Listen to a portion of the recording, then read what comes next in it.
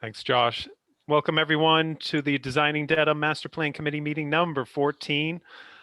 Thank you all that are here, both committee members and members of the public. We appreciate you all taking the time to meet with us tonight. We have the last topic, and I can't underestimate how much, and thank you for all the time and effort that you've put in. This is meeting number 14. We've been meeting 14 months straight, and this is the last topic area of all 8 topic areas. So we've been on a tear. So I definitely want to applaud you and to the members of the community that this is our last topic area as part of the master plan that we take, that the town is charged with doing every 10 years.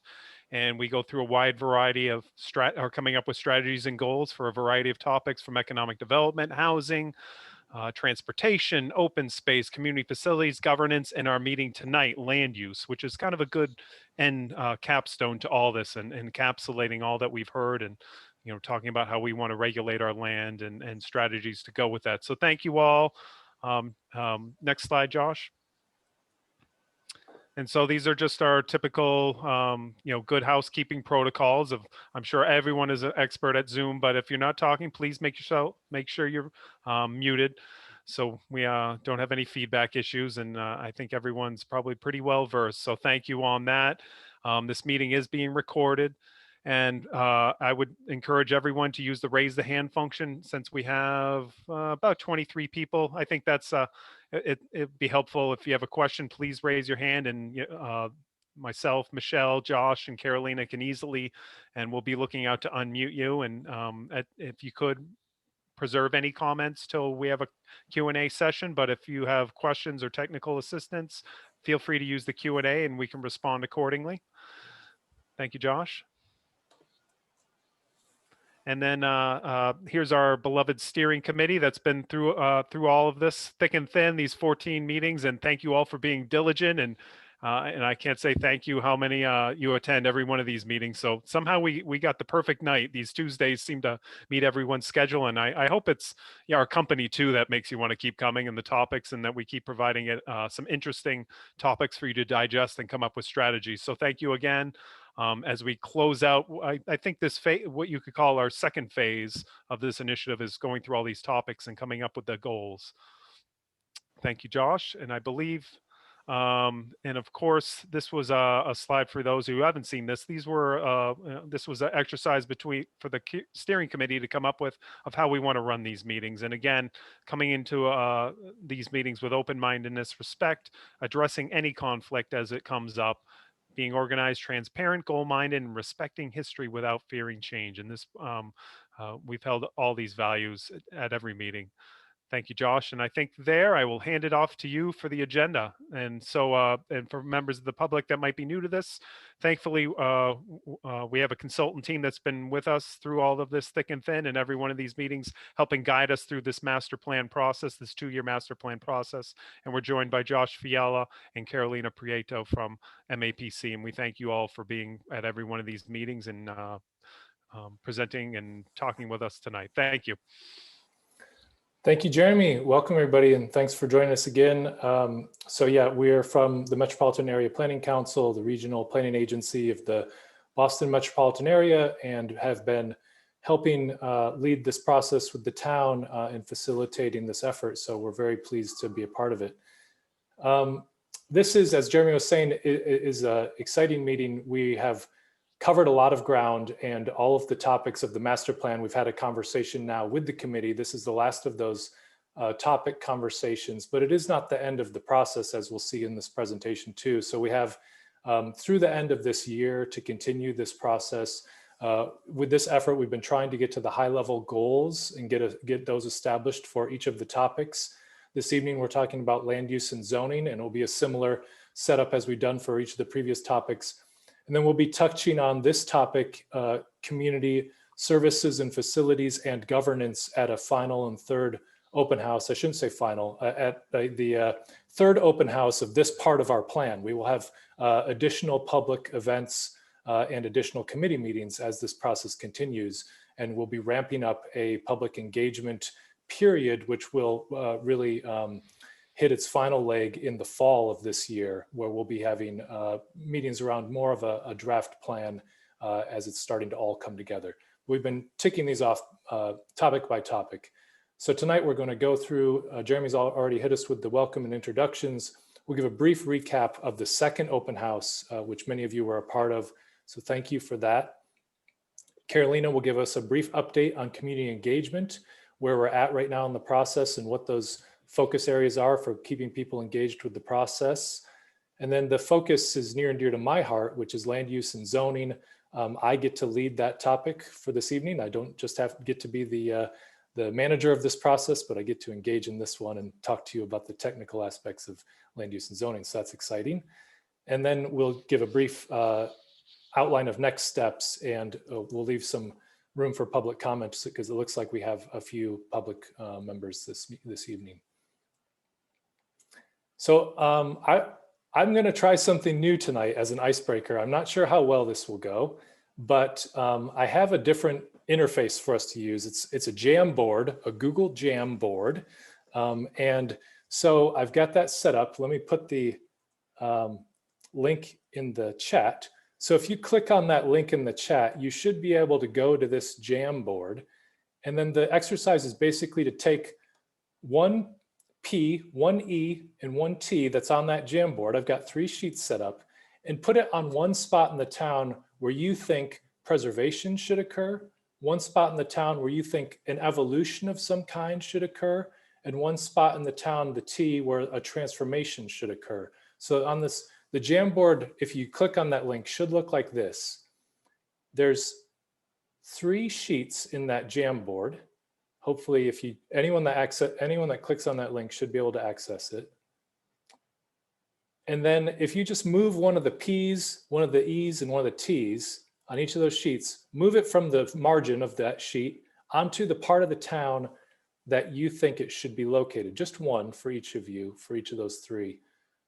And that would be, so transformation is a place, a part of the town that you think should be pretty different than what it is today, that needs to have, different uses, different circulation, whatever the case may be, but could use a transformation of some kind. One would be evolution, the E's, would be an area of the town where you think it's mostly there, but just needs to be strengthened or could have some improvements. It just needs to evolve a little bit. And then the third P's would be a place where you don't think much should change about what the current patterns of use and patterns of circulation are. So don't worry if you stick your P, E, or T on top of someone else. We'll sort it all out, but trying to get it just an overall feel for where those patterns are. Josh, technical assistance. I don't know. How do you get the T's and the E's? So you can grab one of the ones they're all lined up. So if you just grab one of those, you can move them. To get to T and E, you have to go to the next pages on the top. Ah. Right. So the first page is just for the preserve. There we go. Yes. Sorry if that was not clear. So the first page is the P's. You can just grab a P from the margin. You should be able to move it and put it where you want. And then if you switch on the next page, it looks like someone maybe added a page. So if you go to 2 of that was me. 2 of 4. And then on the next page, you should be able to grab one of the E's and put it where you want it. And then on the last page, you could grab a T just from the margin and move it onto the map. And can I just make this offer that if there's anyone who can't access the Jamboard, but from seeing the visual has ideas, if you put it in the chat, I'm happy to move letters for you. Sorry, can you explain the difference between transform and evolve? Or is it written underneath the it's Jamboard? More, let me bring that back onto I put how I've phrased quick definition of those on the slide that is on the presentation now. Thank you. The transformation would be more dramatic. So a little step up in terms of the amount of change that needs to occur in your view.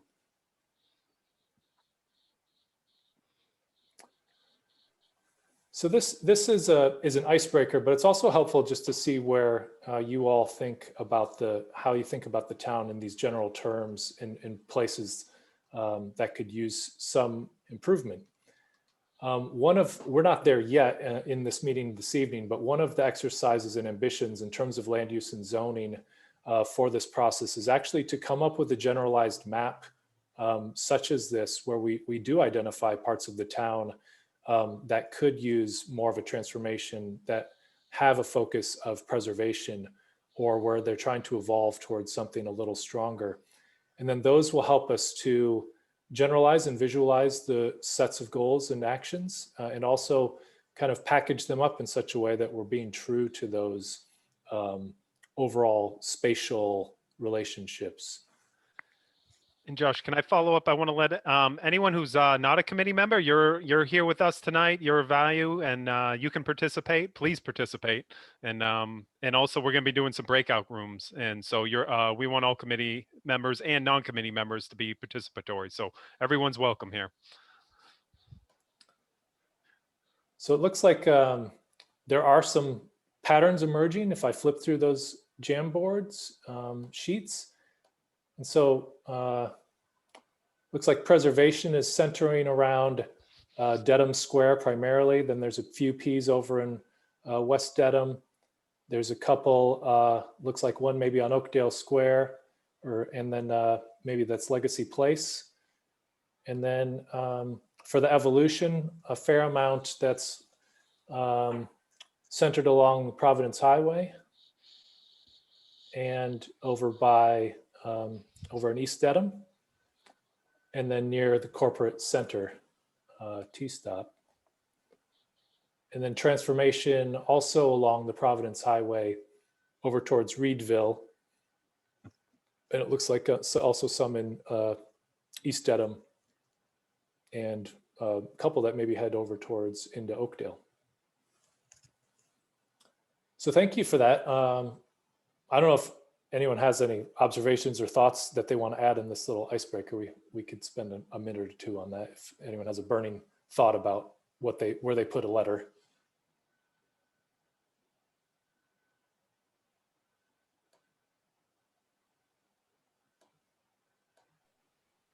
So if you have a thought, you can raise your hand if you'd like, and Josh can call on you.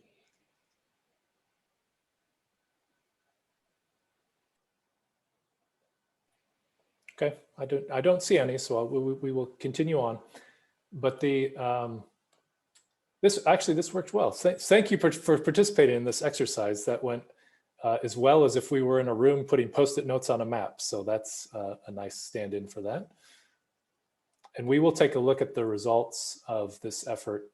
So please don't keep our Jamboard intact, because we want to download these results and take a look at them in closer detail. So let's just talk now about the second open house and some of the results. So as we did in the first open house, we collected demographic information about the participants. We had over 100 participants at the meeting, which is a fantastic turnout. That was a tiny bit less than what we had at the first meeting, but still a substantial group that we were working with that evening. And a well representative, as you see on the screen, of the neighborhoods in Dedham, all corners of the town represented in pretty equal measure. So we thank you for that and the participation across the town. The age range was pretty similar to what it was in the first meeting and skewed a little older, but the 50 to 64 age range was the most represented. And then as you move down towards the 19 to 34, it decreased. I think we had a few less 19 to 34-year-olds, and also no of the teenage set, which was the same for the first meeting. But so we're having to lean a little bit more on the youth outreach and focus groups, which we performed over the summer. The gender split was pretty even, but more female representation than male in this meeting. It was a little more even last meeting. So it was good to get that information. Then also the race and ethnicity information showed that our second meeting was a little less diverse than our first meeting, and I would characterize our first meeting as not that diverse either. So this is one of the things that we're working on, Carolina and the outreach working group, particularly thinking about how to change that and get a more diverse audience involved as we continue this process throughout the rest of this year.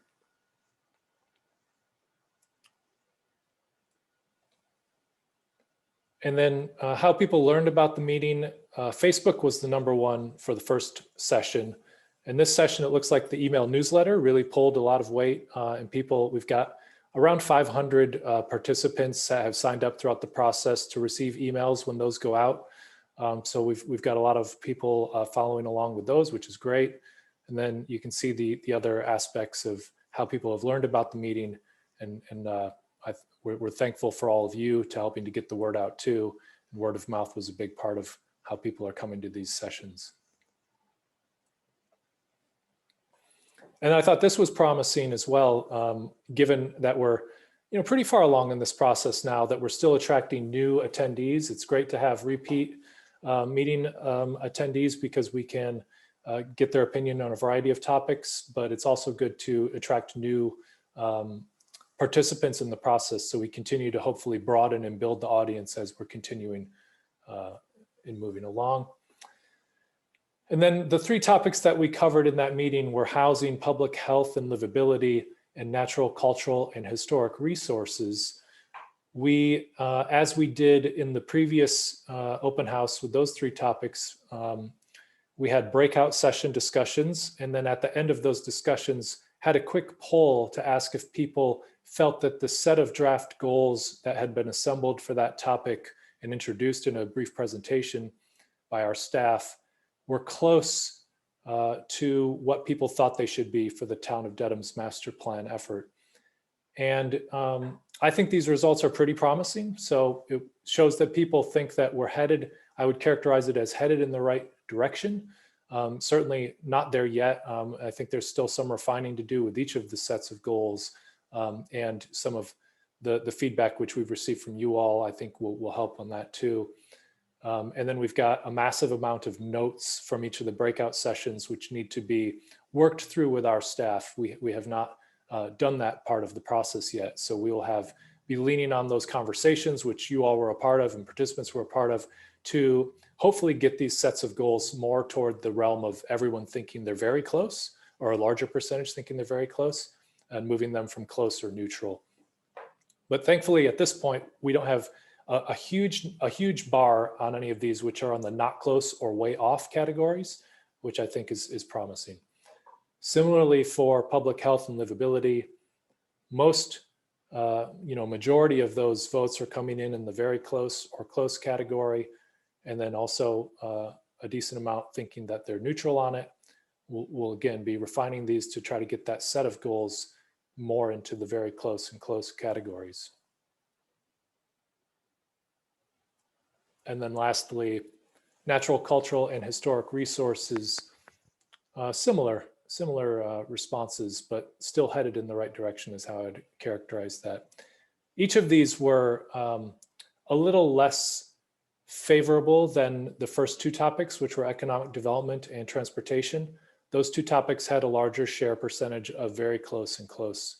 But I don't care. I haven't seen any of these really set off alarm bells for me yet, but we'll see. Maybe one of the last 3 will get that. In a way, it's not that bad if one of the topics sets off alarm bells, because that sort of proves out that all the others are okay. But if they're all okay, then that's fine too.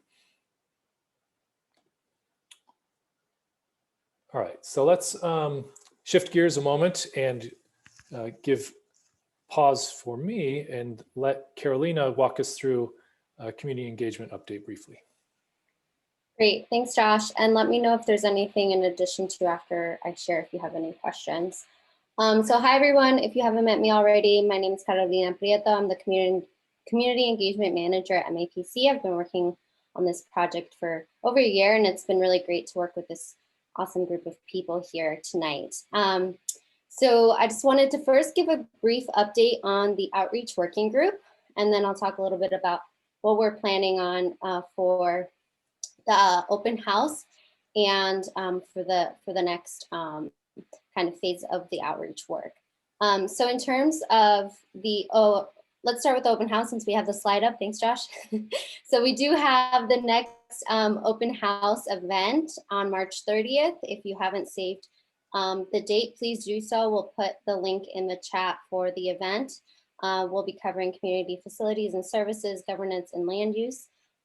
We do have a flyer up, and it is also in Spanish. It is up on the Spanish one will be up on the website, I believe, tomorrow. But we do have that and the registration link on our website so far. Just for folks to get a sense of the event, we do have it broken down because it is quite a lengthy event, but if folks want to drop in and out of different subjects or topics that they care about most, they're welcome to just attend the ones that they care about, although we encourage folks to attend both if they can. So we'll be doing 6:45 sort of presentation on community facilities, and then governance at 6:45, and then at 7:45 talking about land use and zoning. And so just want to give a heads up for people if they're inviting neighbors, friends, colleagues, that's sort of the layout of the events. Just a quick reminder, we're hoping that we'll continue to be doing our fun raffles for local businesses in Dedham. So hope you all can attend for that. And thanks, Josh, for putting the bit.ly link in the chat. In terms of the outreach working group, we've had about 10 members or so of the community that have volunteered their time to meet with us every 2 weeks since pretty much the beginning of the plan. And so that group has been essential for us to work with in terms of getting the word out for events. And I just want to lift up their work so far because they've been essential to posting information on Facebook pages, on their own events, sending mass emails out to colleagues, friends, and neighbors, helping with the poster campaign. And now they're going to be really on the ground reaching out for the March 30th event. So we're really lucky to have that group. I will also say a few folks have had to drop off. And so now we're at a point where we would like to have more people be involved in the outreach working group. And so this is actually a call for folks who might be interested. What we're hoping is that folks will be able to, if they can, attend our meetings and help us, even if it's just for one meeting, and you can share with us best ways to reach out to people. I'll put my email in the chat, but would love for you to meet the other community members who are helping with the outreach and also help us spread the word. And then we'd also love to get more long-term members as well. So if you are looking to volunteer, get the word out and meet more people in Dedham, please reach out to me. We're going to be actually reframing and sort of the outreach efforts for the next phase as the weather is getting warmer. So we'll get to be able to be more creative and do fun things, hopefully outdoors. And so this is a good time for folks who are interested in outreach and thinking about the master plan or passionate about the topic areas to get people involved. So I do want to emphasize that. The other thing I wanted to mention is at our last working group meeting, we sort of talked about, actually this week, about things that are going well and how we want to improve the outreach working group. Some of the biggest findings in terms of things that are going well is the collaboration of the group, how much the group is getting done in terms of outreach, and sort of people's insights and personal experience on kind of what they experience in Dedham and who they can get involved in the process. Some of the things that we wanted to improve for the outreach working group include the diversity in our outreach. So we are looking particularly for people of color to be involved in the outreach working group. So please reach out to me if you're interested in that. And we are going to be, Michelle Tinger and I from the town are going to be working on outreach for specific groups. So we did do a list of about 20 groups, and Michelle and I already split up that work. We'll be doing one-on-one calls and meetings. We already have 4 scheduled, and Michelle can maybe pop in and share if people have questions about those upcoming meetings. But some of the groups that we're interested in speaking with is, again, touching base with the youth groups, faith-based organizations, nonprofits, and other Dedham-centric groups that are working in the community that would be interested and would have a stake in the master plan.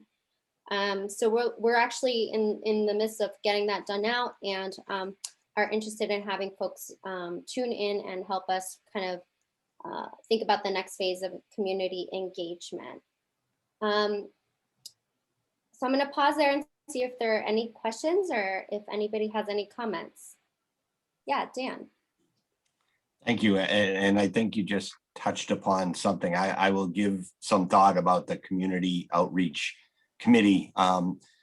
Just so everyone's aware, I don't know if anyone else heard, I got a little bit of feedback, blowback, criticism, whatever it might be after the, or prior to the last meeting, and then a little bit after. And it was mostly from the Dedham Historical Society. I'm a recent appointee as a board member, and they were a little bit caught off guard about the meeting. And so shame on me not picking up on making sure that the board and the executive director were aware of the topic that we were going to cover with historic resources. But it did give me a chance to just think about that and it's not too late. And you just mentioned groups or nonprofits or organizations that maybe should have a little bit more of a one-on-one communication or alert. And I think that would be helpful. It dawned on me, you know, as we talk about land use, the Dedham Land Trust, you know, are they necessarily in the loop? And there's so many things that are on people's schedules at time. I can see where it might get lost in the shuffle, or they might not notice what the topic is that we have before us. So again, I am not well versed in who these key stakeholders or subject matter experts or however they'd be identified when we talk about it. But, you know, it might be, as you mentioned, worthwhile to identify some of those that would be kind of a little closer to the topic, and not to exclude the general public or diminish the general public, but just make sure that they're aware of the conversation that's about to happen. So thank you. Thanks, Dan. And I think that's a really great point. There's on one side is like folks that are doing very specific topic expertise and have been doing that work. And then on the other side is sort of this wider diversity of by neighborhood, age group, you know, race and ethnicity, et cetera. So I think both are really important. And I think we'll be sure to figure out a way to do that. I know maybe Jeremy or Michelle can talk about some of, or perhaps Josh can talk about some of the other committee meetings that are perhaps. Well, I would just like to pick up on that too. Thanks, Dan, for bringing that up. So we've heard some of that too from individuals that are associated with a certain group, like the Open Space and Recreation Committee is another example. And what we've tried to do is just reassure people that this process is still very malleable, and we're using the prospective goals for each topic as a way to enter those discussions. While we've tried to outreach as widely and broadly as we can to each of the groups, it's difficult given that this is the comprehensive plan to touch all of those individuals. So if any of you do hear, Dan, like you did, of a specific group that is maybe caught off guard or maybe even bent a little out of shape, please refer to them to us, and we would love to have a conversation with them and just to help them understand where the process is, but also to have a very specific conversation with them about the knowledge that they have and to make sure that the plan's reflecting where their priorities are.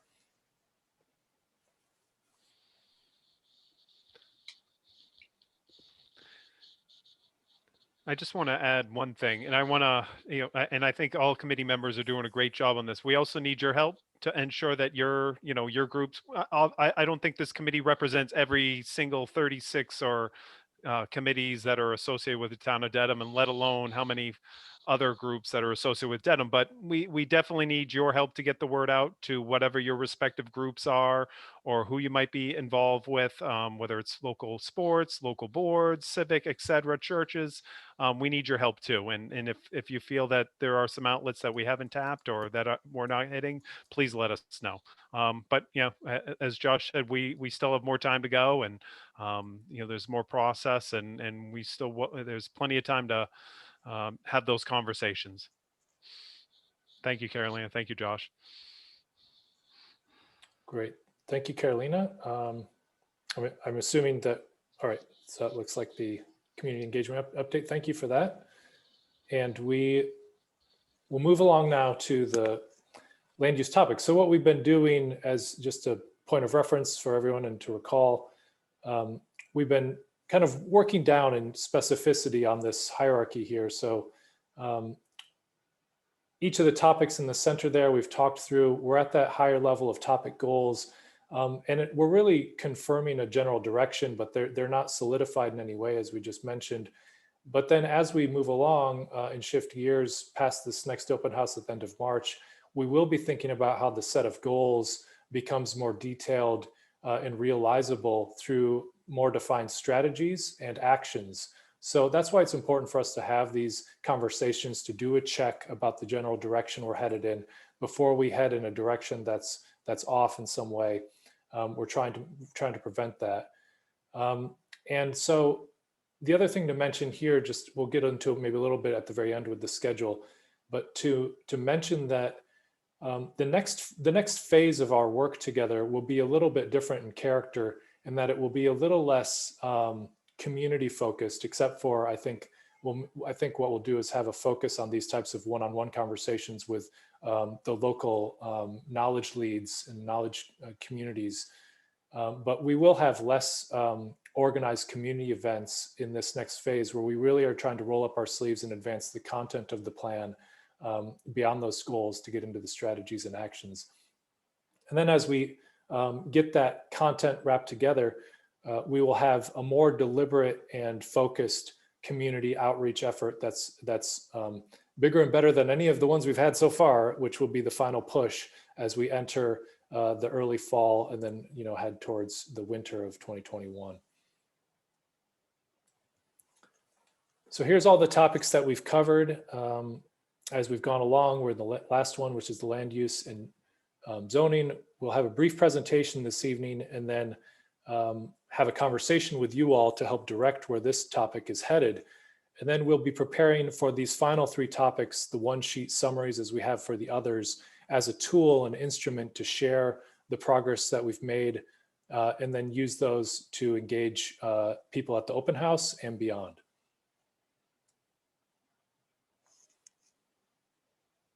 So let's get into the land use and zoning. So similar setup to the others, we'll be talking through some existing conditions and analysis of the town today, talk about some land use considerations as it relates to other master plan topics, previous studies, plans, the survey results, which we've gathered through this process, the initial community survey and the topic survey results, and then pull all of that together into a set of draft land use goals, which we then discuss and refine with you all. Data sources in this case are pretty straightforward. We have some census data involved, MassGIS, the spatial analysis system from the state, the Dedham zoning information, previous planning studies, which are pretty consistent that we've been leaning on, including the housing study, the mixed use study, the open space and rec plan, and then survey results. So here's a map of land use in the town of Dedham. So basically, the colors correspond to what the uses are in general. So yellow is residential. The orange is mixed use, residential and commercial or other mix of uses. Commercial and industrial is the light red or pink tone. Private land and or open space is green. Public land and or open space is gray. Institutional properties and uses are blue. Then there are also some tax exempt properties. I don't think at this scale the unknown properties show up, but there are a few smaller parcels around that don't have a land use classification. And then rivers and streams and water bodies round out the map. So you can see the patterns of use overall in the town. Before we get too much into this map, I actually find it's helpful and easier to just go through a quick exercise of breaking apart the components of the town's evolution and settlement, and a little bit of history on that too. I think it's fascinating and a way to really dive into what the land use map means and what do those patterns look like. So let's start with Dedham's waterways and water bodies. They've always been an integral part of the town's history and economy. The Charles River and Neponset River form portions of the town's borders and first supported agriculture in the community. Very, very early on, the ingenuity of early Dedham residents was clear, and they harnessed the power of the rivers to provide power for mills. In 1639, the Mother Brook was dug by hand to connect the Charles and Neponset rivers and provided power for the mills and factories. In 1652, the 4,000-foot long ditch was completed to channel water for the Charles River flood control and preservation of the riverbank meadows. Dwight's Brook, or the Little River, connected Wigham Pond with the Charles River. So these waterways and water bodies provided nourishment for adjoining grasslands, pasture areas, and agriculture. And then eventually, as I mentioned, provided power for the mills and factories. They're also a key feature for how the town is organized and are the central features of the open space and conservation areas of the town today.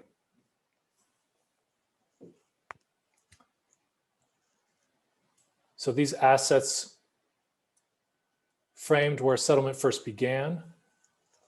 And the first house lots and churches were laid out along High Street and East Street in the area to become Dedham Village or Dedham Square. That's highlighted with the red at the very center of the town, as you guys know. And then also a lot of the early mill work along the Mother Brook in what is now East Dedham Square and the surrounding areas. So in addition to these natural features, the transportation infrastructure in and around the town is another major organizing feature of the town's settlement patterns. In 1793, Dedham became the county seat for the Norfolk County. And in 1803, the Norfolk and Bristol Turnpike, then the Hartford and Dedham Turnpike, was built, offering stagecoach service to Boston, Providence, and Hartford. So it becomes a more of a transportation hub and feeds the activity as well. The Boston, Providence, and Hartford rail service was extended to the town in the 1830s.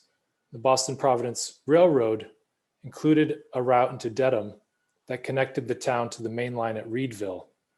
The infrastructure changed the natural landscape of Dedham with embankments, cuts, fills, bridges, and crossings through the countryside. So you can see in the magenta tone there, that transportation infrastructure network really beginning to define those settlement patterns of the town. And here you can see some of those highlighted, which I just mentioned, in the rail spur into Dedham Center. So here's a map, a historic map of those early transportation networks and the beginnings of what we see of Dedham today. And an illustration of the Dedham Square area, which I love, which shows that Dedham rail spur with the station about where the Keystone lot is today on Eastern Avenue. And you can see the courthouse up High Street in this illustration. And the Charles River kind of winding off towards the horizon in that beautiful drawing.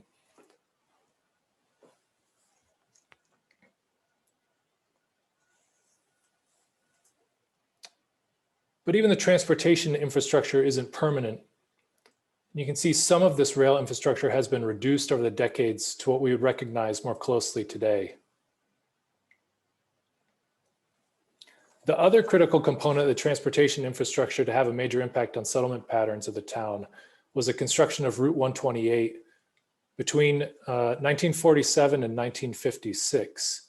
It's considered the first circumferential highway built around a US city, for better or worse. We're not, as from the planning field, we're not sure if those were too much of a good or bad thing, but they are what they are. And that circumferential highway had a dramatic impact on settlement in Dedham. And with the improved automobile and truck access, brought a wave of new businesses and residents and led a boom in new house construction. The demand for land reduced the remaining agricultural areas, and many developable parcels were in fact developed by the 1980s. So you start to see the land use patterns really get solidified and the features of the infrastructure starting to take their modern form.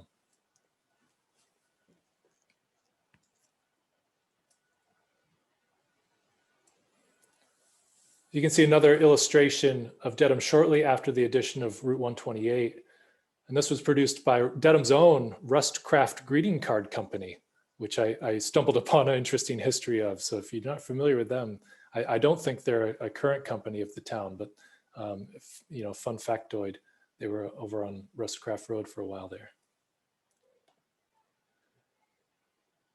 And so finally, with the better understanding of these features, I think it's a lot easier to see and read the patterns of the land use map of the town.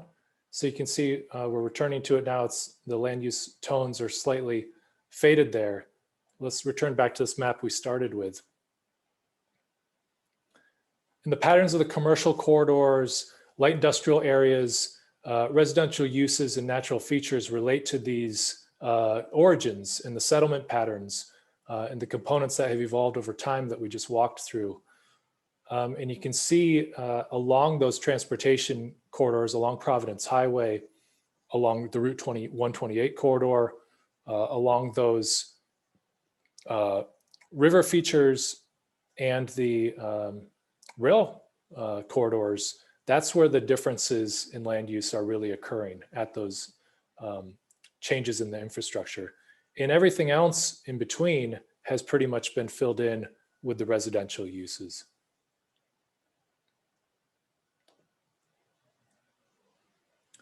So here's an accounting in terms of land use percentage of the total area of the town of the uses today that you see on that map.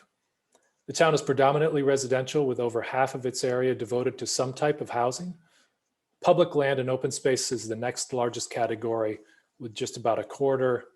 And then commercial and industrial uses are in at about 11%. So that has, I think in maybe the mind of the community, a much larger share of the perception of what's going on, but it's actually quite a smaller share of the overall town area. So 11% of the town area devoted to those uses, and then 7% devoted to institutional uses, which is the next largest.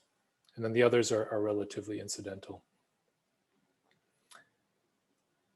Then you can see those two together just so you get a feel for how much of that area is colored yellow, et cetera. It's a little bit deceiving to see it spatially colored on the map, but the pie chart helps ground that a little bit.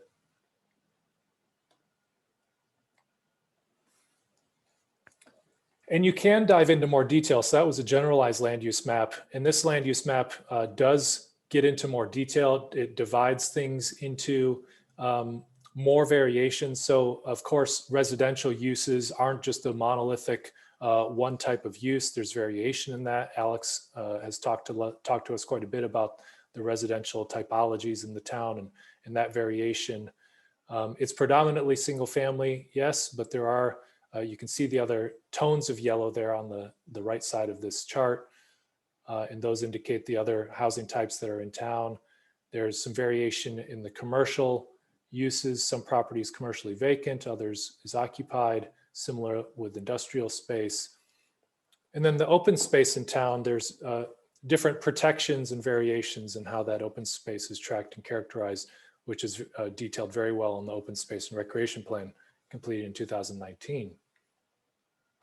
So you can see this more detailed view into what's going on with the town lands. And the public lands that were identified on the previous map generally include municipal properties, of course, but they also include federal and state properties as well.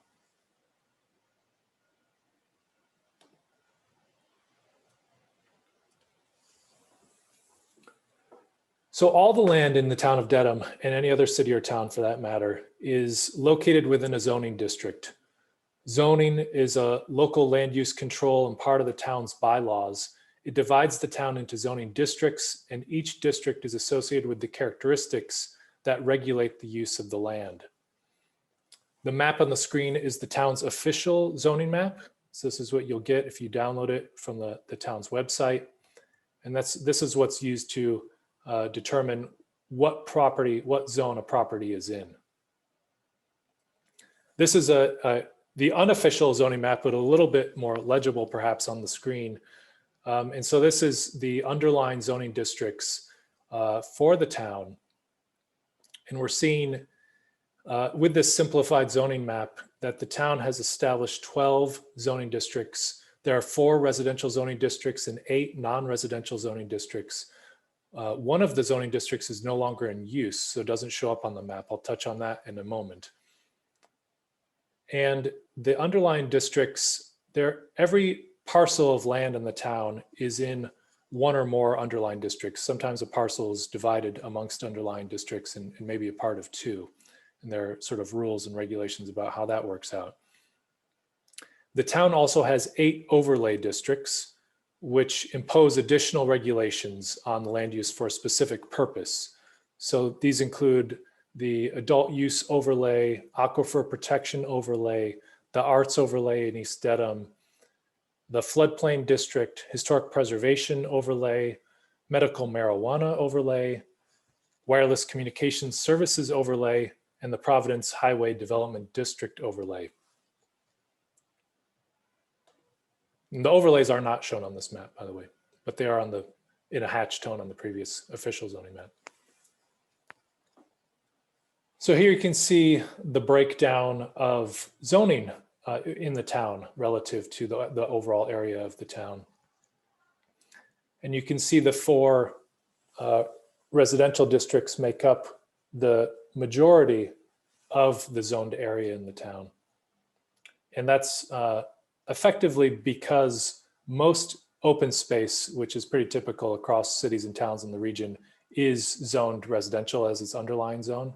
Sometimes you'll see open space have its own zone, but it's not unusual to have them show up as residential. So that puts the residential share in terms of zoning a little higher than the land use share.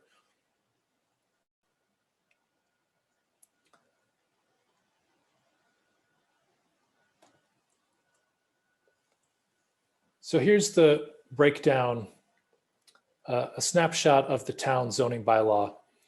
So it defines the zoning districts and the regulations for each district, among other procedures, policies, and definitions that are needed to regulate the land. The administrative and professional zone, which I alluded to earlier, is an example of how these regulations evolve. So that particular district is no longer in use in the town, but remains a part of the regulations. But it does not show up on the zoning map itself. So the zoning regulations, to just point out relative to that comment, can be difficult to modify and typically require a 66% approval vote at town meeting to make those modifications. So you can see the 4 residential districts listed above, and then the 8 non-residential districts on the bottom of that table. And then each of these districts have a variety of requirements and characteristics that go along with them. So a common example of those types of regulations is the table of dimensional requirements, which you see on the screen. This shows variation in the parcel requirements and allowed building characteristics in each of the zoning districts. So those characteristics vary somewhat in terms of the setbacks, the minimum parcel sizes, the density, the height, and other requirements. The other things which are the predominant features of the zoning requirements include the regulation of uses. So what uses are allowed or prohibited, parking requirements, landscape requirements, and approval procedures for different types of projects.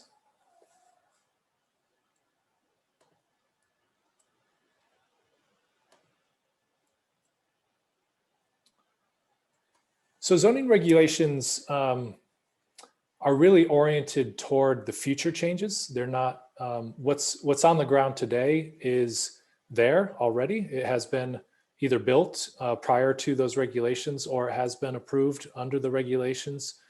And so the zoning regulations are in fact looking at what would come and look to be approved in the future, starting tomorrow and going from there.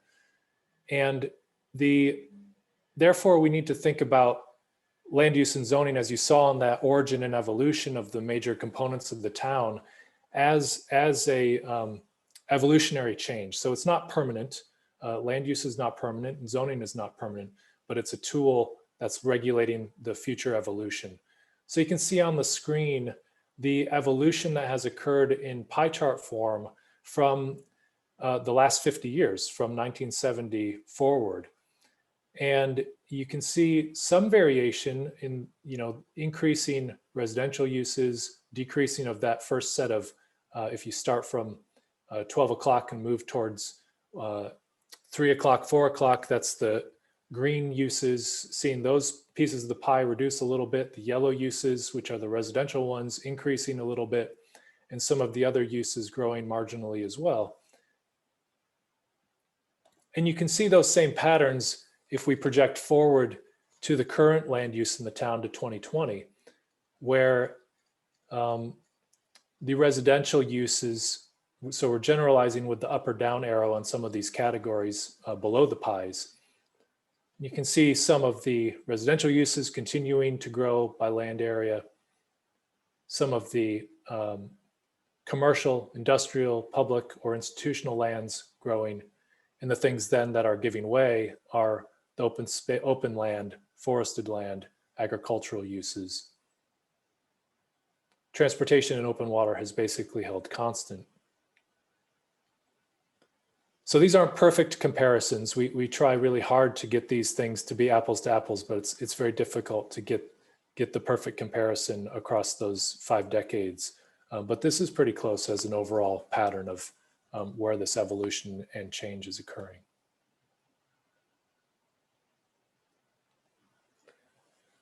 And then the changes are also subject to overall dynamics, societal dynamics, and dynamics even beyond Dedham in terms of demographic shifts. But we like to look at what's happening in the municipalities themselves. And one of those benchmarks is the population in the town and how that relates to those land uses. And you can see here that the population had a peak in the 70s and then had a slight decrease in the following decades, but then has been on the rise again. And I think in the span of this process, we will have the benefit of the 2020 census data. We did not have it yet, but we should, I think, as this process continues. So we'll get updated features in terms of the population counts, but the projections are that the population would continue its growth. In addition to that trend, households have also been shrinking, and this is since the year 2000, but the shrink over that time period, if you look back even further, over 50 years, it's even more pronounced. But you can see here that shrink of the household size continues from 2.61 to 2.26 if you project throughout the extent of this master plan. And so while the population's growing, you're needing more houses in particular because the number of people that you're putting in each house on average is being reduced.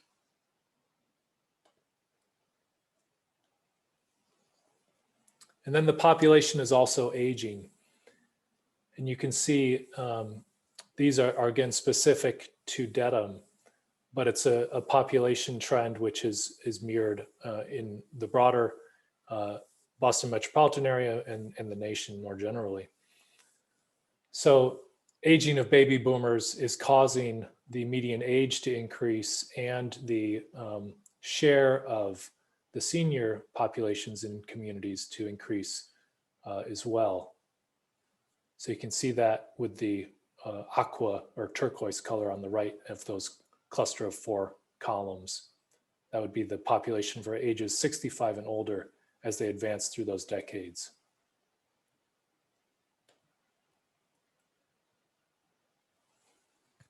So you can see that we're talking about the patterns of demographics, population shifts, and the physical aspects of the community and the nexus of those dynamics in what turns out to be the land use patterns, but then how to modify and control those patterns through the zoning regulations.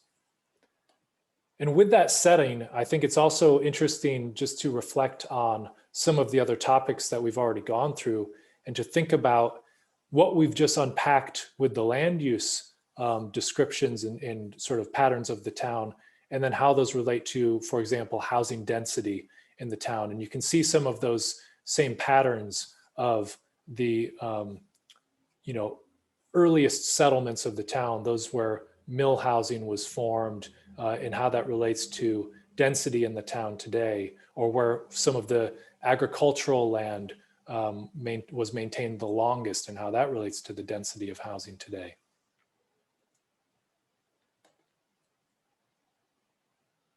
And then also the centers of employment and economic activity that we talked about in the economic development section, and how that relates closely to the overall land use map, of course, but also to those settlement patterns that we've talked through in detail now.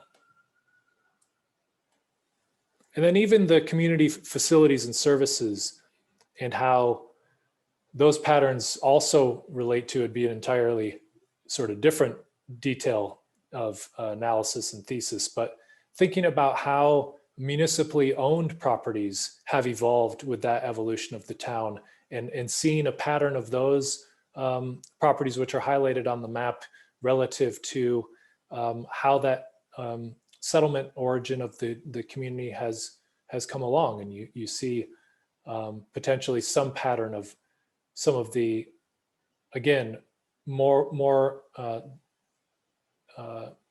aged areas of the town in terms of settlement are where those holdings would have occurred, and were there, have been there probably pretty close to the origins of the town. And some of those might be burial grounds or other holdings of the town that are related to the infrastructure. And you can see those patterns.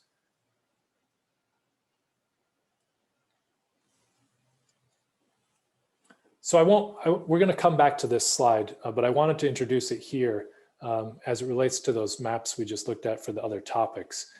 And so for each of the topics we've already touched on, I think it's nice to do land use and zoning as the final topic in this series, because we have touched on this quite a bit already in the other conversations.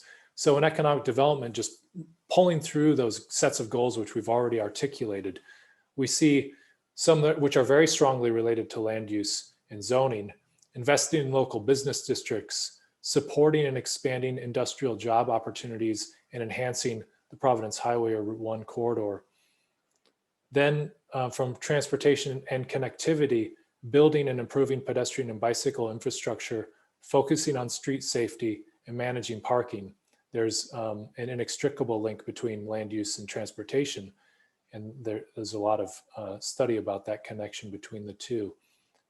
And then housing, which we just saw the map of, supporting naturally occurring affordable housing, improving the zoning alignment for housing in the town, and then guiding mixed use development to existing activity centers. So each of these have a relationship back to zoning and to the land use plan and the physical relationships of the town. And then for public health and livability, enhancing livable neighborhoods and built environment, prioritizing safe walking and biking infrastructure. You're also seeing some recurring themes between some of these two. And then for natural, cultural, and historic resources, making resources an important part of livability, strengthening multimodal connections and access to resources, and integrating arts and culture with economic development. So we'll touch back on these, but they're starting to frame out where the draft goals for land use and zoning are headed.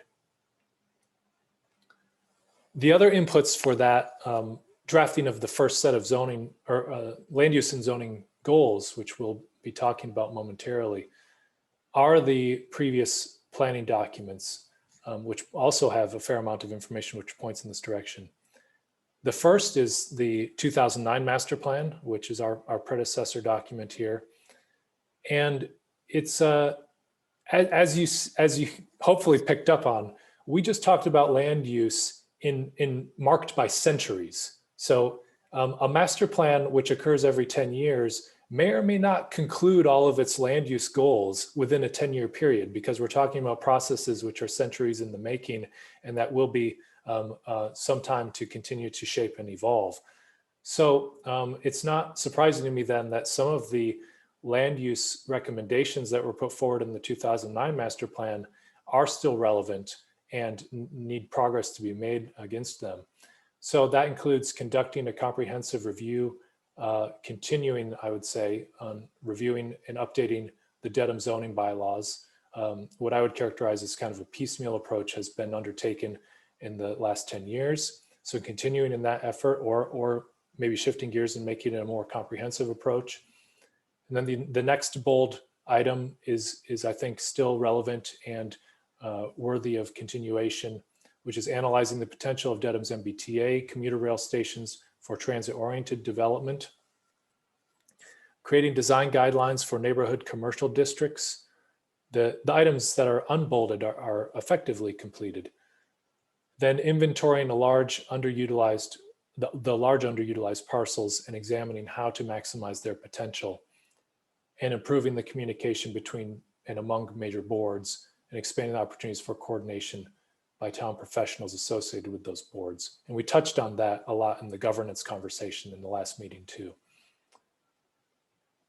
So those are still relevant, and we're trying to fold into the thinking around the draft goals. And then the other major input, aside from what's on the ground in that analysis we walked through, is the survey responses, which we're trying to build into all of this work as well. So overall, what we saw in terms of land use and zoning is that the managing growth in an appropriate and sustainable manner is sort of the phrase which captured where most of the community was feeling should be the priority and focus. And that was from the initial community survey. So around 1,200 participants in that survey. So a very good sample across the community.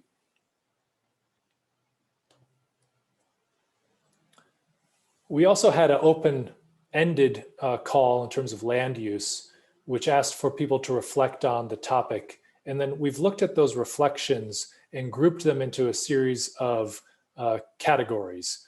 And so this is the basic framing of how I would cluster those categories and comments. The most often repeated, I would categorize as improving on the existing patterns of use in some way. So most often they were talking about a specific part of the town, but basically taking what's there and making it better, strengthening it, leveraging the assets, all of that. Then the next were a category of comments around managing growth and the impacts of that growth. And that was also very frequently repeated. Sometimes it was more focused on the specific impacts, a specific use, and other times it was just about being more strategic about where that growth might happen. Then there were a fair amount of comments that focused on the natural assets and resources of the community and making sure that they were looked after and preserved. And then a fair amount of comments about a specific something that is missing, more senior housing, for example, or a specific community amenity or a specific use. And I wouldn't say that no particular item showed up enough to have its own topic, but as a category, there was a fair amount of that something could be better if it were brought into the town. Then there were a good amount of specific suggestions about the regulatory environment that we've talked through, the policies of the town, Also then focus on public benefit, mostly public benefit as relates to development, making sure that the public benefit of that development is considered from a variety of angles. And then we had the fewest comments, but they, I think, didn't really fit into any other category. And that was the focus, having a focus on access and the mobility impaired and improving those characteristics of the town. So I won't give you examples of all of those categories, but here are some quotes that filled it in the largest of those groupings. And you can see kind of the range that's shown here. So making use of underutilized lands in low impact ways, making better use of the land we have, such as all the closed down businesses that haven't been reopened. So those are the types of things that point to improving the existing patterns of uses. And you can see some of the other quotations on the screen.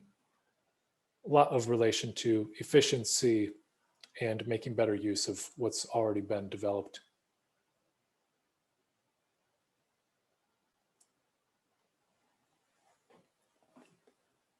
So now let's just return to these topic goals as they relate to other parts of the master plan.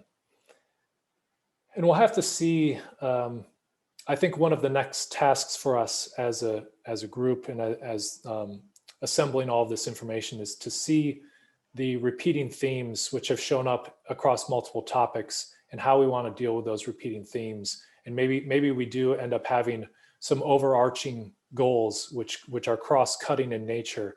That's starting to seem like it might be an appropriate approach, because we do see a fair amount around pedestrian and bicycle mobility, for example, that has been brought up in a number of topics and might be warranted to elevate to a sort of cross-cutting goal. So we'll see how that evolves as we get each of these sets of goals shaped up a little bit and start to think about how the overall content of the plan takes shape. But we want to touch on each of these, which I already talked through, and see how they connect back to the land use. So based upon everything that I've just talked through, and I will say I've talked through it in a way that was hopefully a kind of compelling narrative and links all the pieces together, but there's a lot more detail too that we've looked at and will continue to look at. And one of the pieces that we have on our to-do list is an item which was called in the contract a zoning audit. So we'll be doing that, looking at the zoning across the entire regulation, set of regulations and document, to see how those regulations fit with the goals of the master plan. But we didn't want to do that just yet because we want to make sure that we have sort of a directionality to that review of the regulations to see how they might be changed. But we do have some specific items that show up. So the number one item here, you see sort of an echo of what was mentioned first in the 2009 master plan, which is continue a comprehensive review and update of the zoning bylaws, which relates to that audit, of course, and to address issues raised and to strategically manage growth. So some of those potential details which would relate to that are coming from the recently completed studies. So the housing study completed in 2019 had a suite of zoning recommendations related to that work. The open space and recreation plan has some recommendations which point towards the zoning regulations. The Dedham corporate station plan has some zoning recommendations, as does the mixed use development study recently completed. So all of that would fall under this broad goal, and there'd be a lot of detail there to follow up on. The second is to develop district plans for each economic activity center to direct and manage growth and strengthen existing patterns of use. So you can see a lot of the language that we've just talked through in terms of the survey, what's really key and important from the survey responses and from the analysis in general. And this is an effort which the town has underway for sure and has been doing for years. But it's important to continue that effort And it's also underway presently with work such as the Providence Highway Corridor study that's underway. And so those studies help to unlock the existing assets of the town and to strengthen them as was put forward so strongly in those survey responses, but also to manage growth. So manage growth strategically in those areas by making them more efficient and more effective in terms of how they can accommodate new uses rather than having those uses spread to other parts of the town, which you all showed up on the Jamboard, other parts of the town which might be more important in terms of preservation. And that links us directly to the third goal, which is to advance preservation of the natural assets and resources and integrate those resources with improved quality of life and daily routines. So thinking about that network of open spaces, the natural assets, how they relate to those networks of circulation, where the concentrations of uses are in the town, and to make those connections, but also to make sure that the preservation is a key feature of how the town is proceeding. And making sure that there's a comfort level with that there are certain parts of the town which are important. The preservation is perhaps the most important part of those areas, and that the regulations and sort of vision for those areas is centered around that type of approach. Then directing new housing investments. So this relates directly back to Alex's work. To increase affordability, increase diversity of housing types, increase livability, and increase walkability and enhance other uses. I think in this case, the way I imagine this is actually broadening it so that investment in housing is helping with the affordability issues and trends in the town and providing new opportunities to stay in the town for people, that aging population.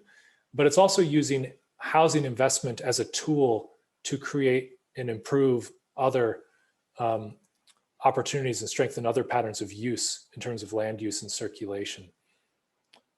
So where that housing occurs then is critically important, and making sure that the master plan provides guidance on that.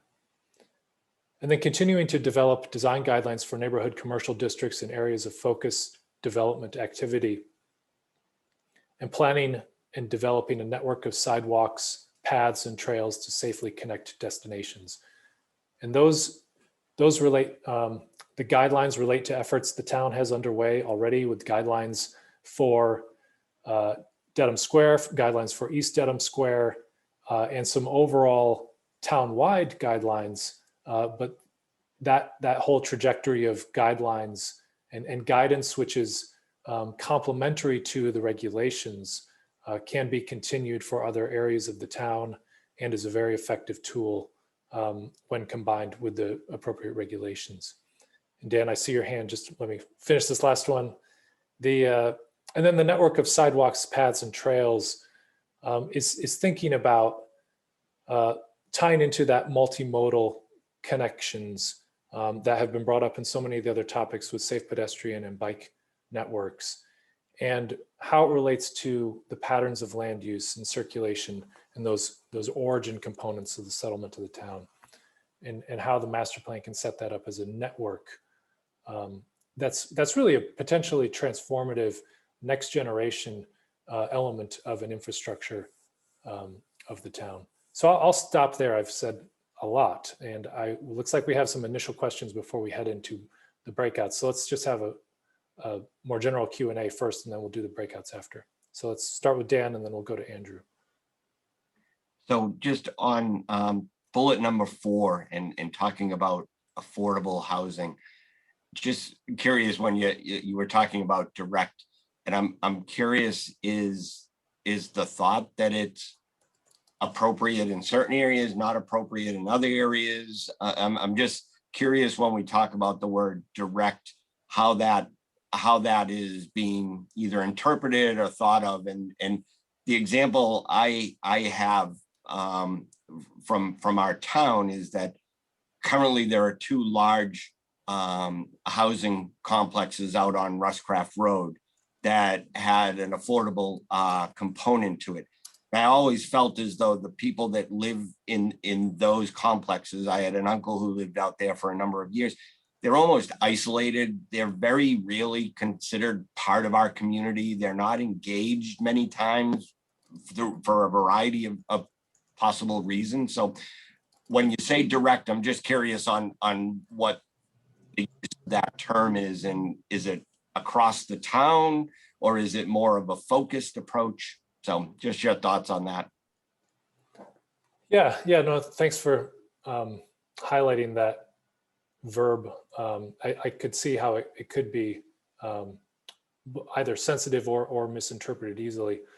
I think what the nature of that direction, we would have to be careful about specifying as we moved into strategies and a little more detail. But I think the notion is there that there are housing solutions which are more appropriate for helping to resolve the goals or ambitions for certain districts in the town, and we should be making that matching as best we can, and providing some of that direction through some of the master plan would be my thought. I mean happy to adjust that thinking based upon our discussion, but the notion that we need to become a little fine-grained about where the housing is occurring, why it's occurring there, and what other complementary benefits it could be bringing.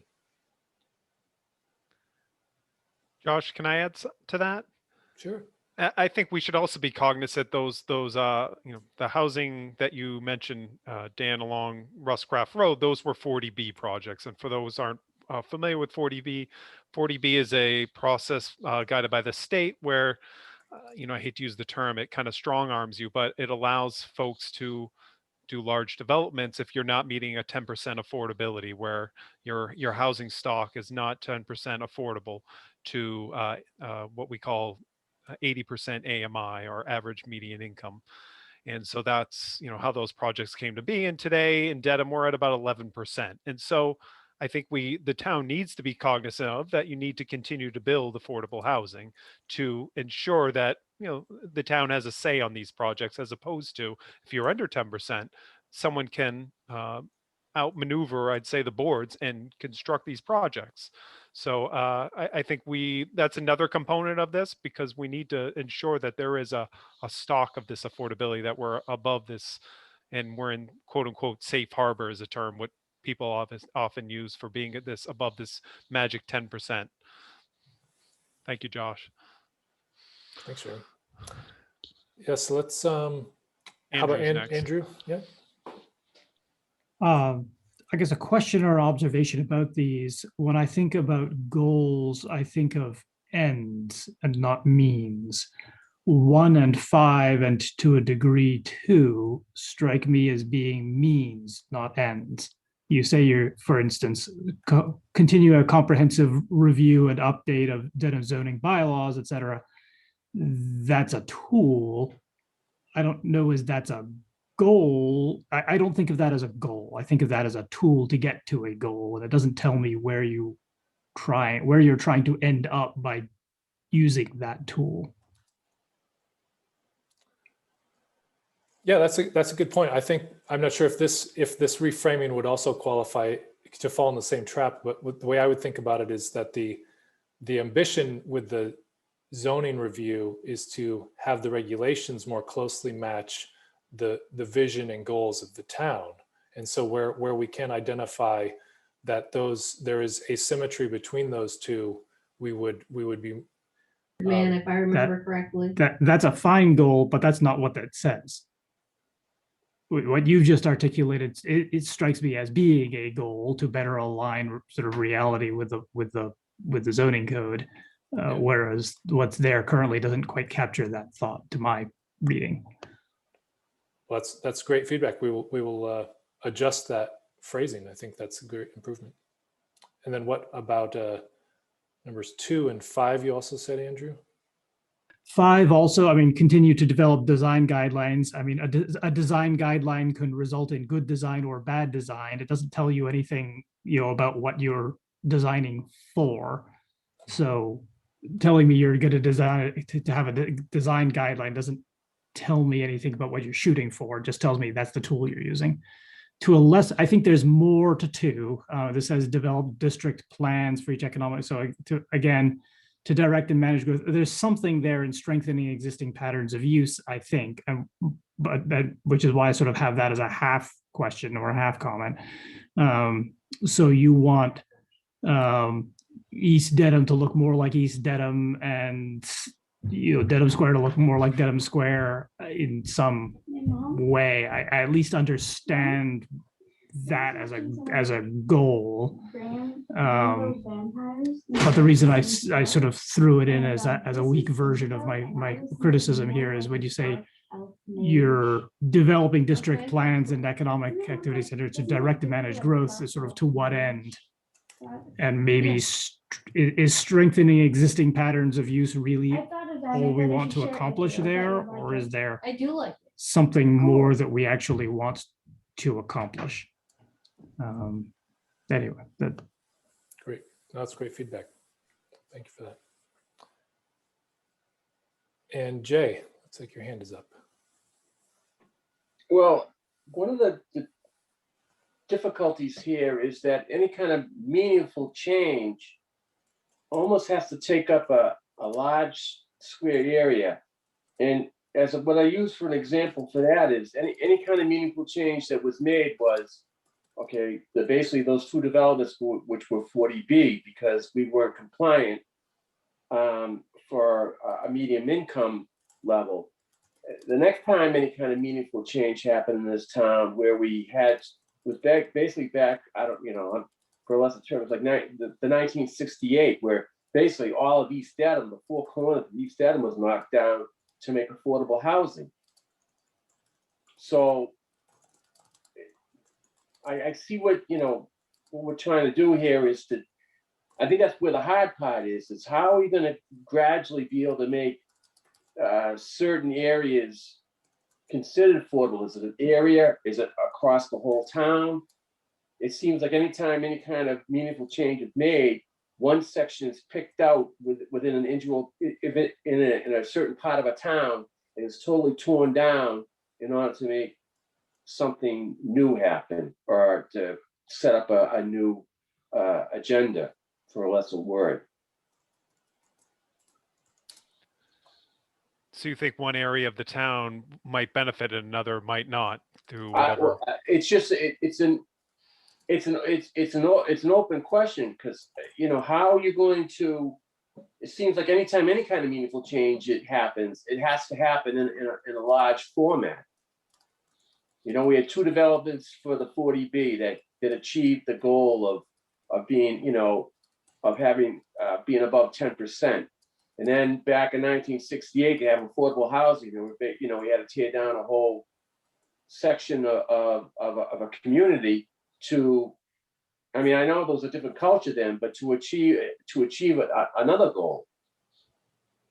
So, maybe it is within these six areas, but that's where the difficulty lies, I imagine, with these 6 different areas to slowly achieve affordable housing. It's difficult how to go about and achieve some of this without losing another area that might have been. A lot of people, maybe looking back in the past and always thinking the past was better, but I know there are a lot of people who sigh over the fact of East Dedham being lost.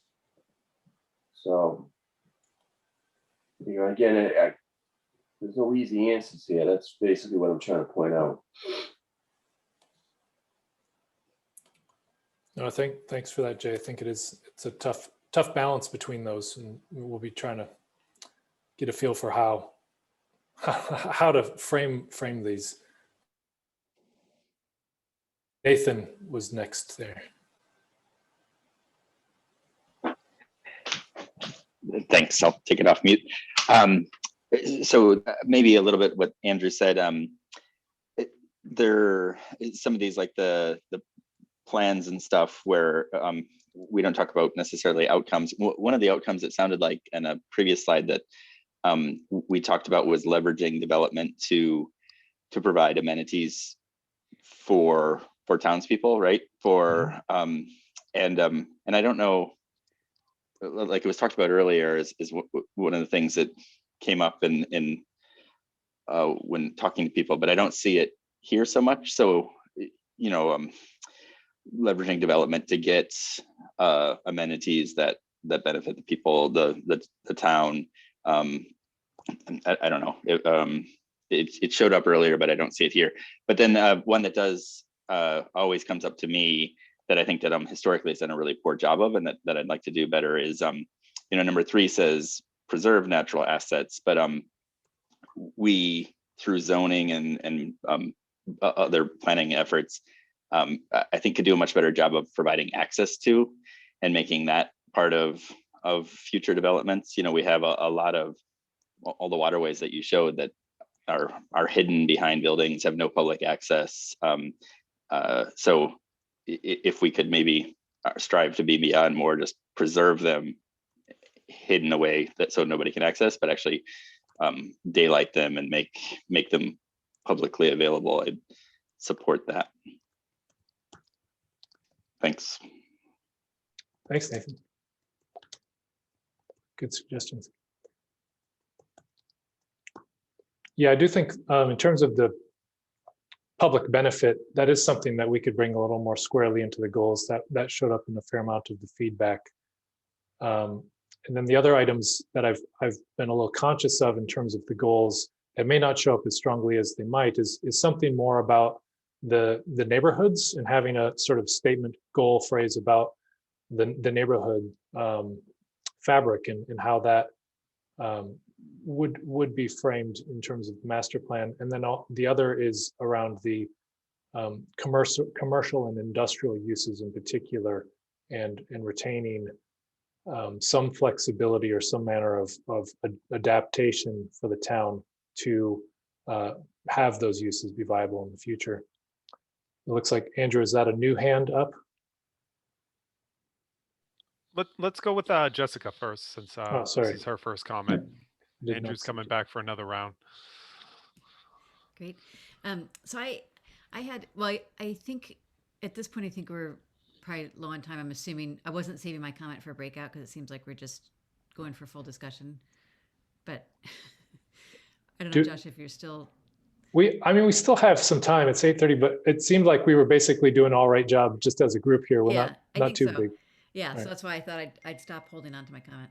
Okay.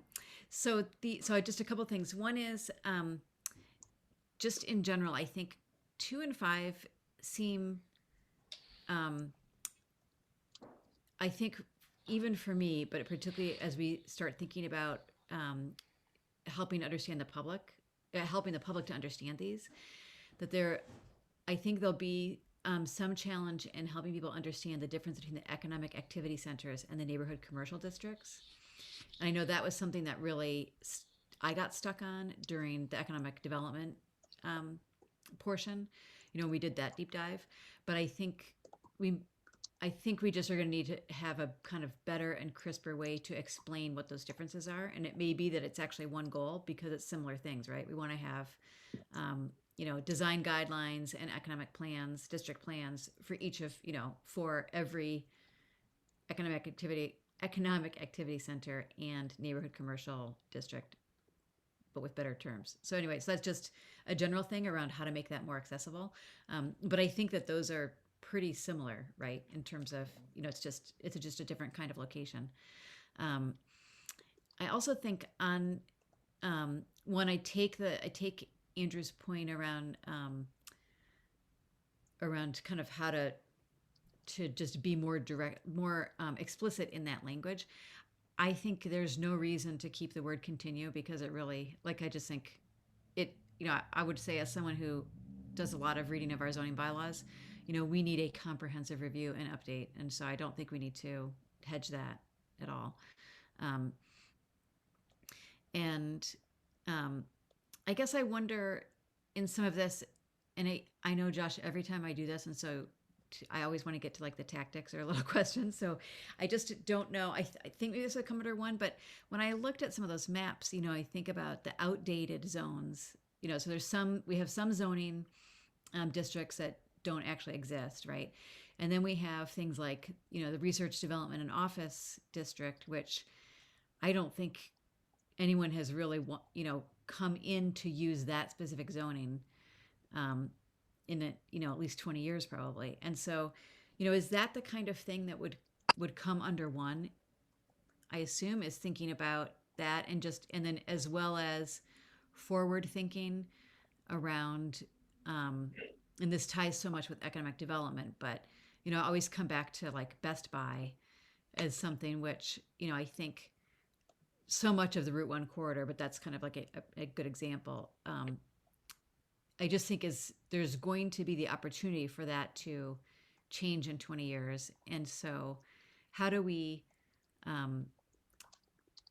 do we make sure that the thinking that we're doing to update the zoning bylaws is anticipating that, so that we don't end up with these huge vacant parking lots and vacant buildings, which then are both a blight and then, a blight and then a tax drain, right?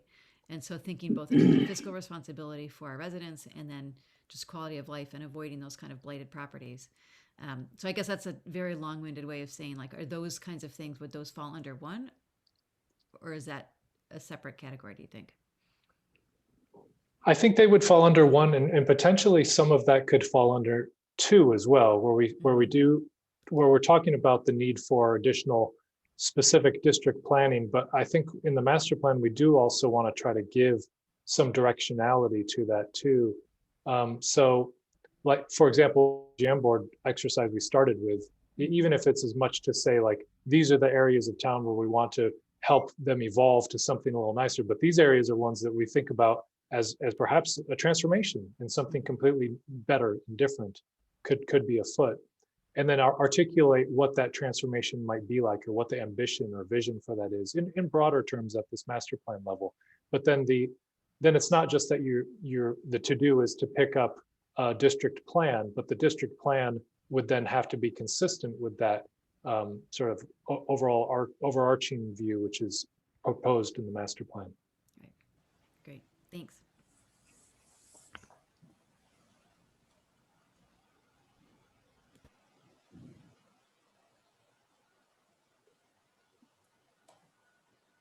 Other thoughts? Don't be shy, since this is our breakout session now. We've just stayed in the big. Hey, Josh. Yes, Shah. Yes, just to pick up on your comment and Jessica's, and to focus on paragraph 2 and the last clause, strengthen existing patterns of use. I do think there are transformational opportunities.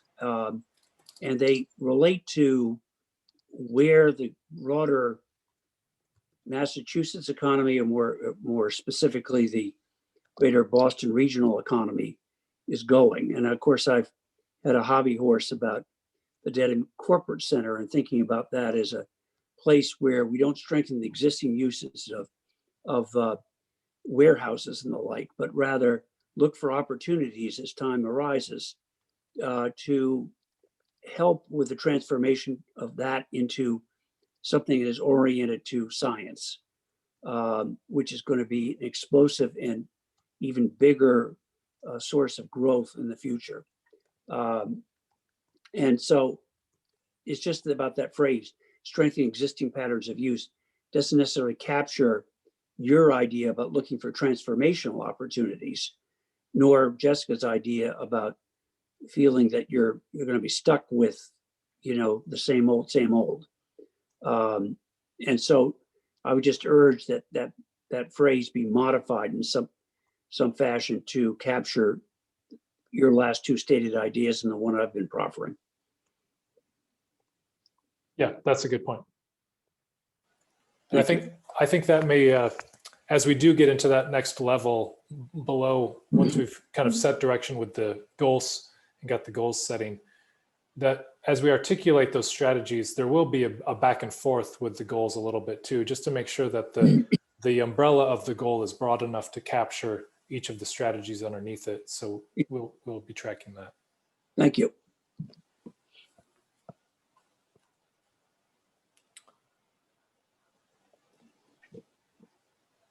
I think we have a community member, Johnny. You want to speak? Yes, thank you. I am a member of the community. Josh, you spoke earlier in the meeting about wanting to increase diversity and get a more diverse audience. And I gather that you were speaking more generally about these meetings and having more input from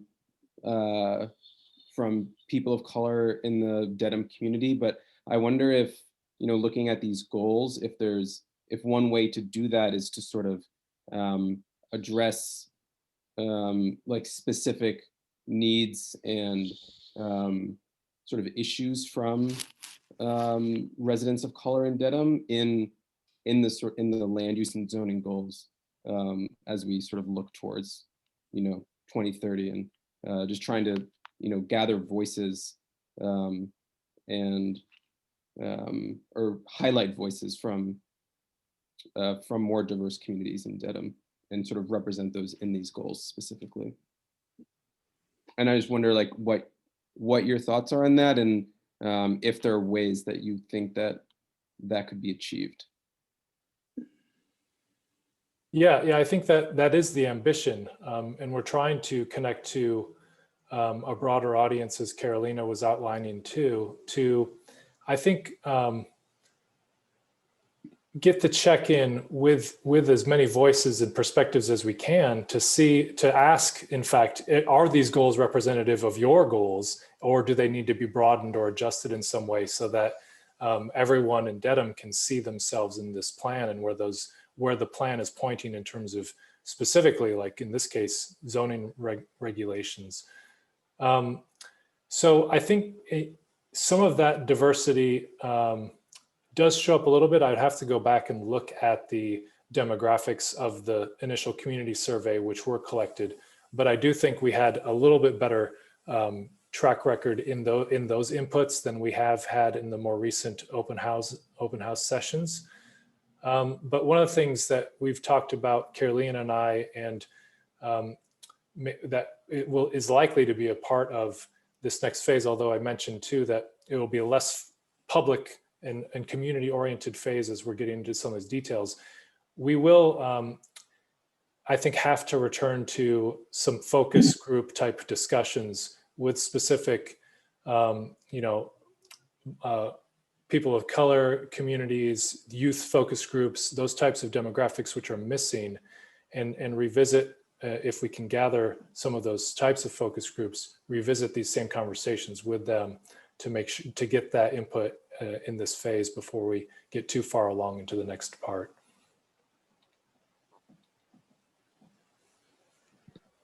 Thank you.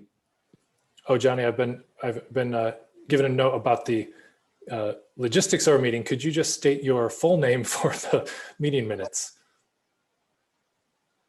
It's Johnny Ausubel, A-U-S-U-B-E-L.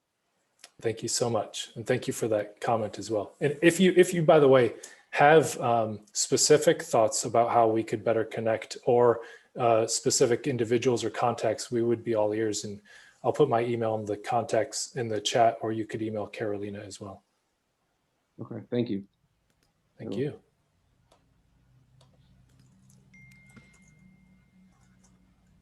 Jessica?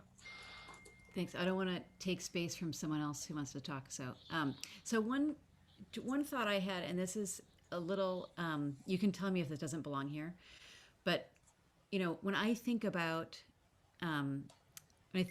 land use and zoning decisions, and I think about it, both as a perspective as a planning board member, but then also just seeing any number of kind of land use related issues that come before town that aren't necessarily in front of the planning board. And I think that it's a really hard thing for people to talk about and it's just a complicated thing to understand, right? And so, Josh, you did a great job of taking us through the history, of how the land got developed in a certain way, right? Why we have our commercial districts where they are, how the transportation routes worked. But that's a lot of context that people don't have, right? And so this is all, I guess, a long way of saying, I don't see anything here around kind of communication. Like, I just think a really good goal actually around land use and zoning would be, how do we talk about these issues, right? How do we develop more of a language around it so that people understand it? How are we communicating with people when there are big land use questions? And I don't actually think that's a strength that we have right now. And I also think, one of the things that was interesting to me about the Jamboard exercise, like that was a very helpful framing, right? Around kind of what are you preserving, what's evolving, what do you want to transform? So often with individual parcels that are proposed for some sort of redevelopment, and even in general, I think some of the comments that you had from the survey reflected this, people tend to think about things in terms of change versus no change, right? And that's a really easy thing to fall into, right? I want Dedham Square to change. I want it not to change, right? I want, the traffic to change, not change, et cetera. And when we're talking about a lot of these things, that isn't the right, it's not like a dyad, right? It isn't like change or no change. It's kind of like change in this direction or change in that direction. And so I feel like there's just something around building that capability, for the public, for the boards that are related. And that's the one thing when I look at these goals, I don't see reflected here. And I don't really know how to articulate what the goal would be. But I just think there's something around building capacity for understanding and talking and communicating with the community about land use issues.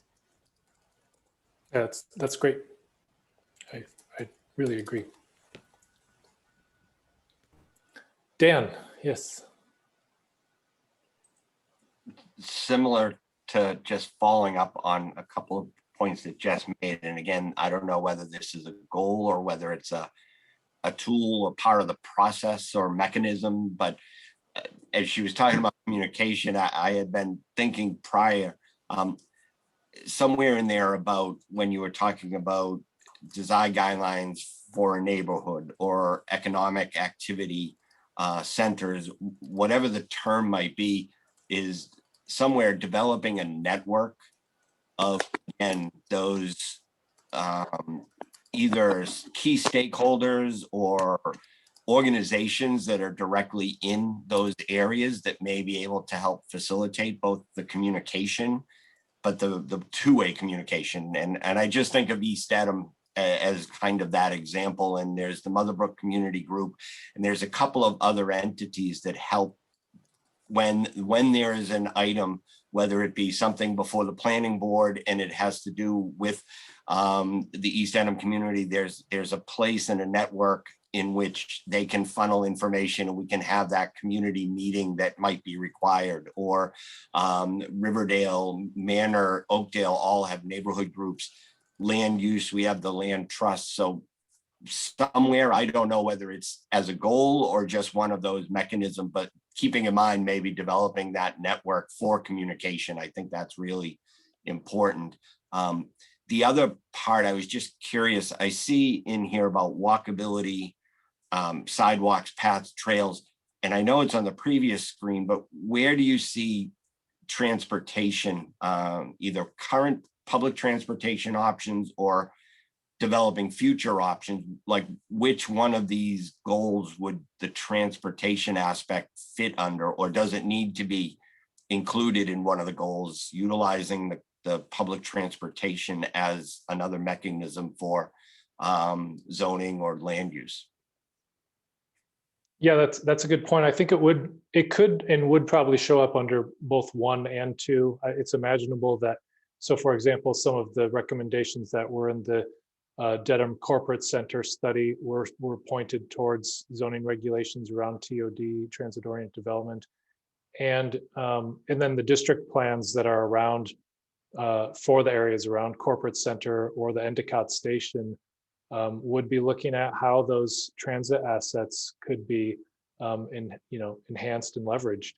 So, but I agree, it did show up, I think, more explicitly in maybe it was the previous master plan's language around transit-oriented development. Certainly, as a planner, I'm all for highlighting and elevating transit-oriented development and walkability around those stations.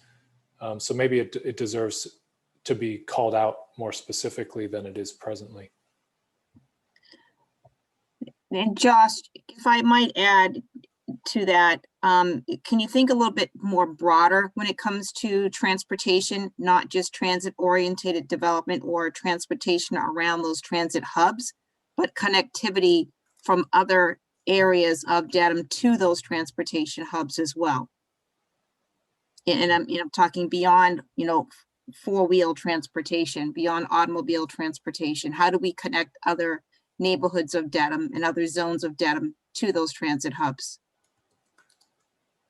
That's a great point, Sharna. Excellent framing. And maybe we could adjust the language of number 6 a little bit too, to be more about the connectivity to those transit assets and not as much. I think right now, at least in my mind's eye, it was more about sort of destinations and natural assets and resources. But you're exactly right. The connection of the transit resources, whatever they may be, from all parts of Dedham, and not necessarily by vehicle access, but how do you get that network to really work? Thanks for that. Drew? Thanks, Jeremy. Josh, thank you very much. Just hearing kind of about communication and looking at all the kind of goals and things that are planning out. I think one important note is, having sat through a lot of planning board meetings, zoning board meetings, community meetings, there's a lot of people who are against or scared or nervous of change. And so I think as any communication that comes out from this in terms of zoning changes or land use, very specific examples or case studies would really be helpful in showing the community what you're trying to accomplish through the various goals and changes that are occurring. I think their planning can be confusing for some people. Some people get it. And I think showing exact examples helps smooth out some of the language that can get confusing when you're reading zoning bylaws. So just a little feedback, my 2 cents. That's a great point. Thanks, Drew. Other community members, any others that we haven't heard from this evening have thoughts any of this is raised?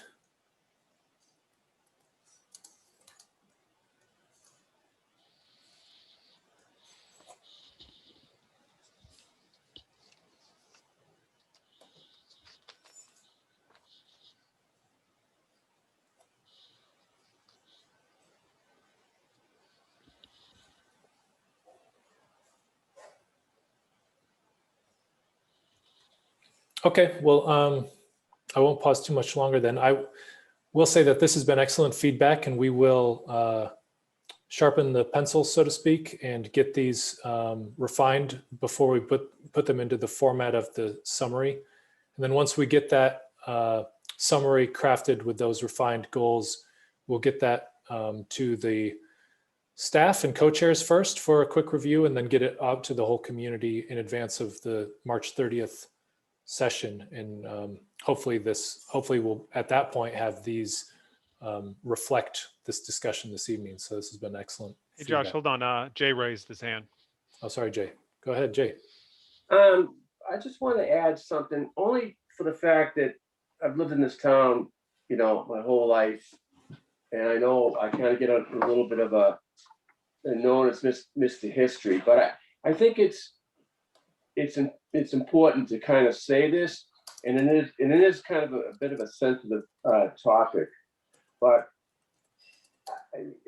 I said I just turned 60 just on Friday, and it's just how change it can seem so slow at times, and yet in some ways, change could be just for some people almost like yesterday.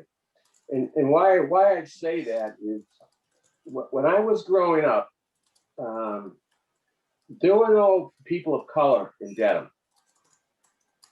So any of the what we're looking at now, East Dedham and anything the type of housing that was there, it was never designed around an issue of a color or whatever, or people of lesser means of earning income or whatever.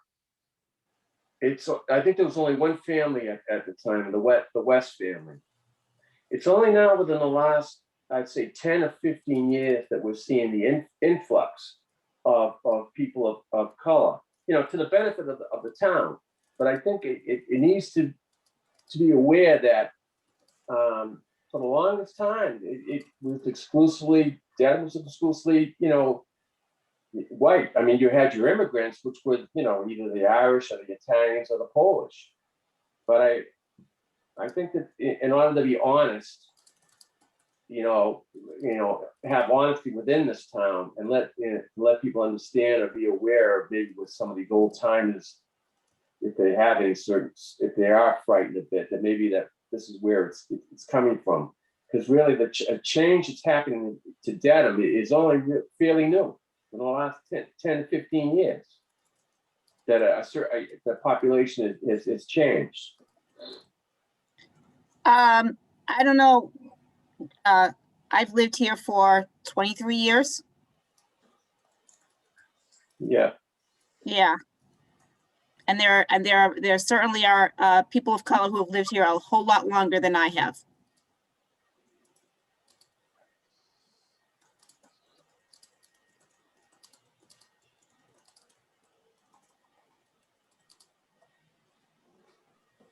You might want to check out the latest episode of I Am Dedham on Dedham TV.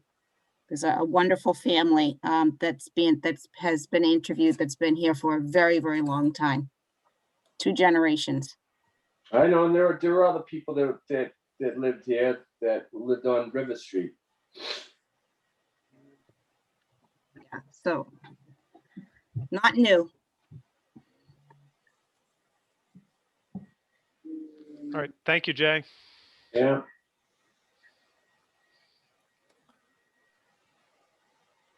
Any other thoughts or comments this evening?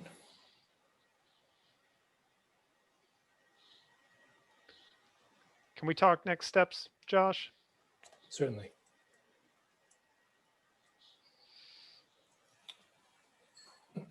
So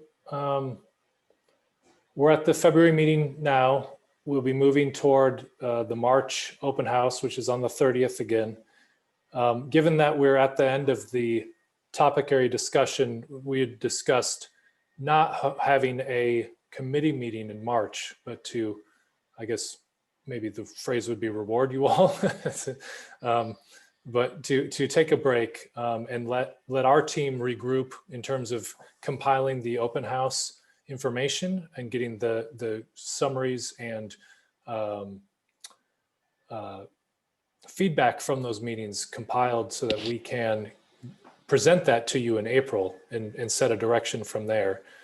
And then we would be diving as our next element, as I've alluded to, we'll be shifting gears and really focusing on moving this set of goals that we've started to develop for each topic into full elements of the master plan. So full chapters, starting to think about what the content looks end to end for each of the topics, start to come up with some process and procedure for reviewing information with you as that content is filled out and developed. And then that would occur, that phase of work, which is really sort of content building for the plan, would occur through the end of this winter, which is nearing, and then through the spring. And then hopefully we'd have something that looks more like a product starting to shape up over those summer months, and then would have a relaunching in a way of a more public facing campaign in the September or so timeframe. And then that would be a very designed community-based outreach effort, which has sort of beginning, middle, and end, that would have a series of events that we lay out over the summer with hopefully with some maybe dates associated with them so people know what those touch points are. And then that would culminate in around November or so with a more formal sort of draft plan that's released that would be associated with the more formal comment period, which would be the more nearing of the end of this process. But we have a ways to go before we get there. And you can see that outlined in those major outline there. And then some of the high points of what I just mentioned are on the screen now. So the next big milestone is the third community open house of this series. We will have probably additional open houses as part of that next phase in the fall. But we'll see. We'll have to see what things look like in the fall in terms of what the format might be. Maybe, I mean, who knows? Maybe something in person. It's hard to tell. But we'll see how that works when we get there.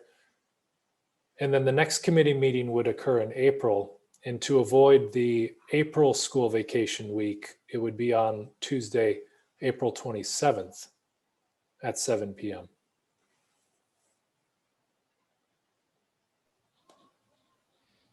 And so I think that's the fourth Tuesday of the month, much like I believe this month, right? I think. Yeah, I think Maybe. that's right. Maybe. I hope. Thank you, Josh. And so hopefully everyone's okay not meeting in March. I know you might feel something's missing in your life probably in the month when we don't have a master plan committee meeting, but rest assured we'll be back in April. And obviously we'll debrief about the open houses as in totality. And so before we get to minutes, Jay, I see you raised your hand again. No? Okay. Sorry. So with no questions, I'm hoping everyone diligently read the January meeting minutes. I know Jessica noted there was a few typos and we're happy to incorporate those. I don't think we need to go in those specifically. Anyone else have any comments? Feel free. Josh, if we can go to full screen, if you don't mind. No comments, everyone shaking their heads? One, are the minutes open to the public or are those only available to the committee members? I believe, well, these, I don't think I provided a link on the agenda, but these are on the Designing Dedham 2030 website. So once approved, once these January ones approved, they'll go on the website. And those will be for the January meeting of last month. Thanks. Anytime. So if everyone's good with them, we'll incorporate Jessica's comments. Everyone give me a thumbs up. Awesome. With a smile, of course. All right. Well, thank you, everyone. Again, we're a timely bunch. I guess we figured that out over 14 meetings. So again, please reach out to all your stakeholders. We have one more open house for this series. We've had awesome turnout thanks to your diligent efforts. So please, get folks out. Obviously, we've talked land use spans many, pretty much every topic area. So I think let's encourage anyone who we feel that hasn't been participatory, please get them to the table, get them registered. The link is up in live. I'll send you the flyer tomorrow to distribute to your networks, and we'll keep plugging away. And I'm sure we're going to have another meeting of great attendance. So thank you, everyone. And any other questions that come up in the meantime, we're available, and please let us know if you have thoughts on what we've discussed tonight that didn't come to you until tomorrow. You have your epiphany tomorrow. Please let us know. Thank you, everyone. Thanks, everyone. Bye, everybody. Good night, everybody. Thank you. Bye. Thank you.